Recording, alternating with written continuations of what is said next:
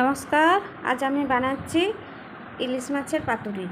তার জন্য কলাপাতা নিয়েছি, এটা সর্ষে পোস্ত বাটা, কাঁচা লঙ্কা, খানিকটা আলাদা করে পোস্ত বাটা আর 4 পিস ইলিশ মাছ, আর বাঁধবার জন্য সুতো আর কাঁচি।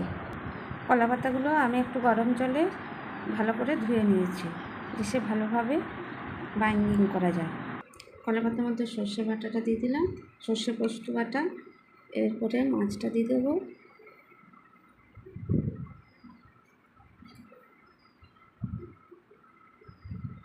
ওপরে একটু সর্ষে পোস্ত বাটা দিয়ে দিলাম, এর উপরে একটু পোস্ত বাটা দিয়ে দিলাম। আমি পোস্তটা সিলে বেটে নিয়েছি, যাতে স্বাদটা ভালো হয়। এর মধ্যে একটা কাঁচা লঙ্কা দিয়ে দেবো, একটুখানি সরষের তেল দেবো,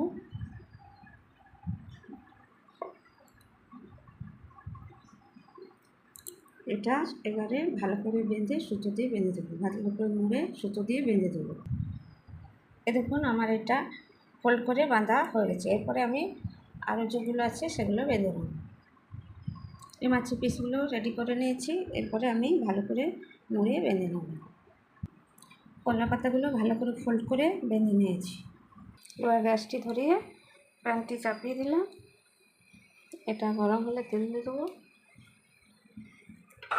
তেল দিয়ে দিচ্ছি, তেলটা এবারে একটু গরম হোক। তেলটা গরম হয়ে গেছে, এবার মাছগুলো দিয়ে দেবো। সব মাছগুলো দেওয়া গেছে, এবার ঢাকাটা দিয়ে দেবো। এবার খুলে দেখবো,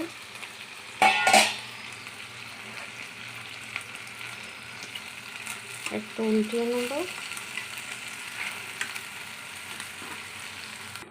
আবার একবার ঢাকাটা দিয়ে দিলাম।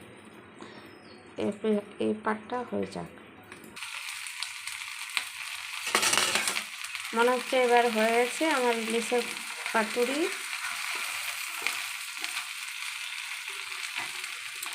গ্যাসটা অফ করে দিলাম।